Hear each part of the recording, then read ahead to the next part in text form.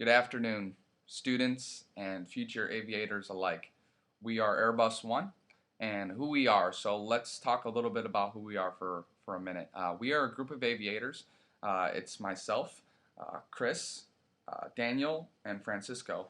And we are, like I said, we're a group of aviators, and we heard that you guys all have an interest in aviation.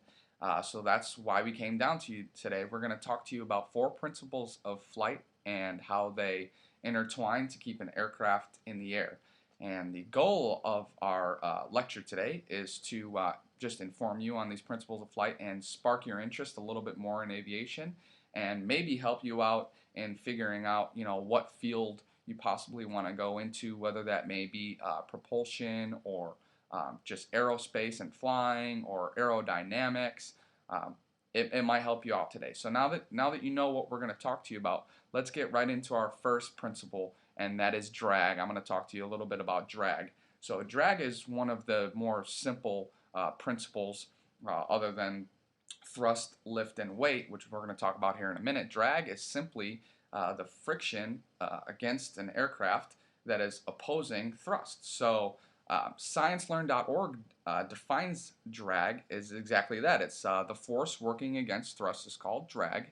It is caused by air resistance and acts in the opposite direction to the motion. The amount of drag depends on the shape of the object, the density of the air, and the speed of the object. So you can compare drag to an aircraft as you can to drag on a car. So, if you're driving on the highway at 75 miles an hour, if you've ever rolled your windows down to catch a breeze, you hear and feel that wind blowing against your car. It's the same thing in an aircraft. So when you take off, your engines produce thrust and slowly lift the aircraft up, and along with all the other principles of aerodynamics, get you off of the ground. Now that air that's blowing against the aircraft that's opposing thrust, that is called drag. So the more drag you have and the less thrust, you're going to lose speed.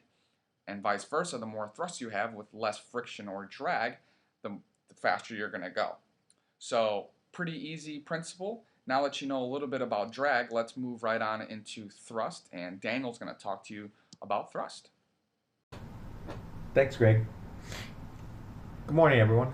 My name is Daniel, and I've been working in the aviation field for quite some time now. Understanding how aircraft stay in the air is based upon 4 key rules of aerodynamics.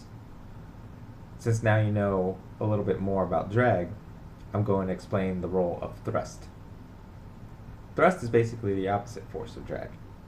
So the output force of thrust must be greater than drag.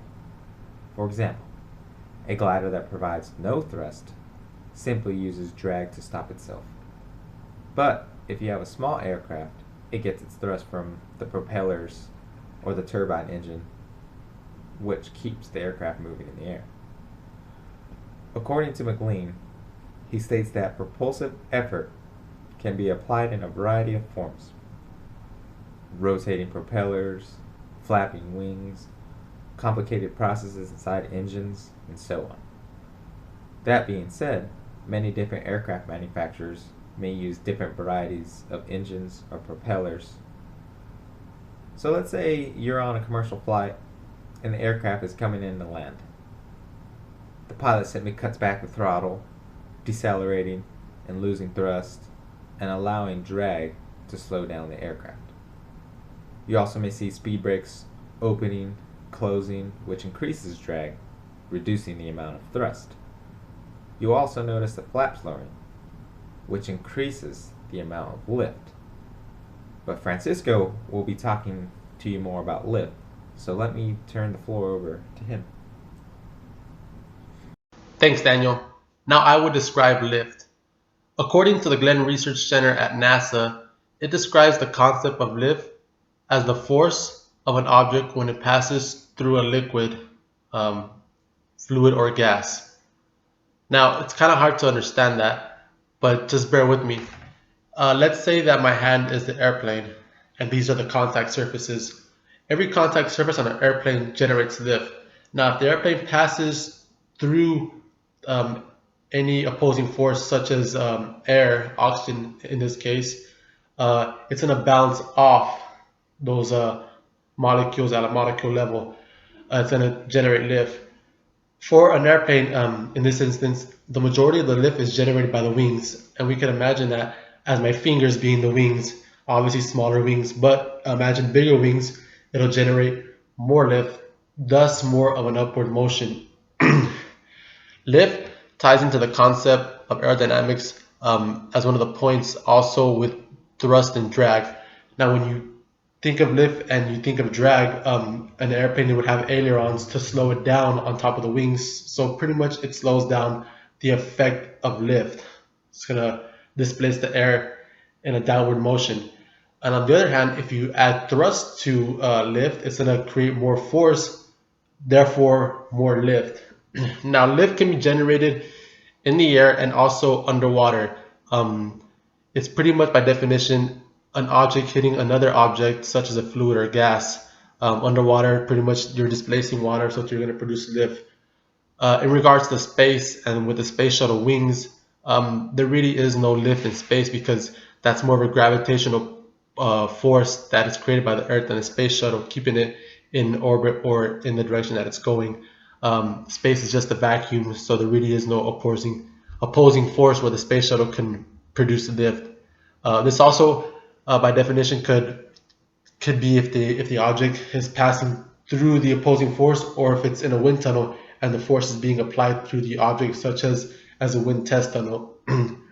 So the factors that affect lift are thrust and drag. One other key factor that affects lift is weight. And next to present is Chris to discuss weight. Here you go, Chris.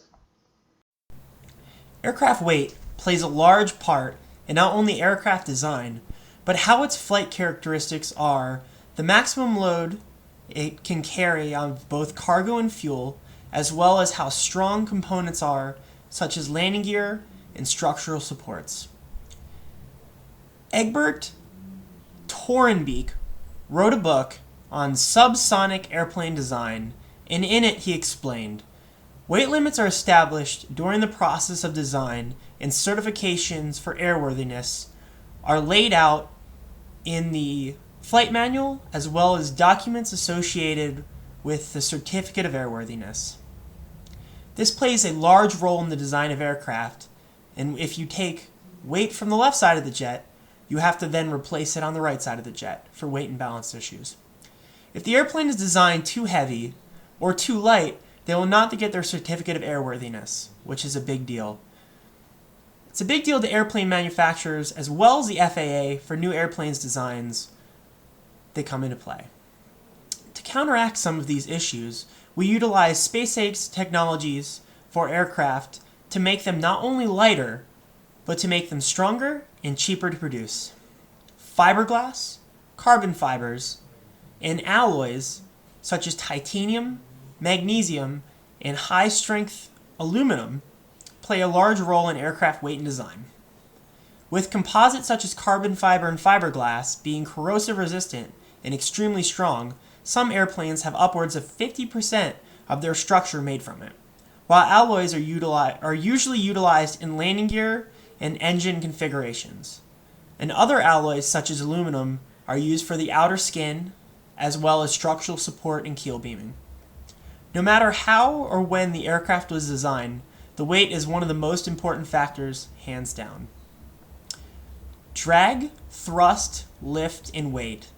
They all have their own distinct roles in principles of aircraft flight and how it affects the aerodynamics of the designs of the plane. Whether you want to be an aerospace engineer, a jet engine mechanic, or are simply interested in aviation as a whole, these four concepts are what keeps our aircraft in the air.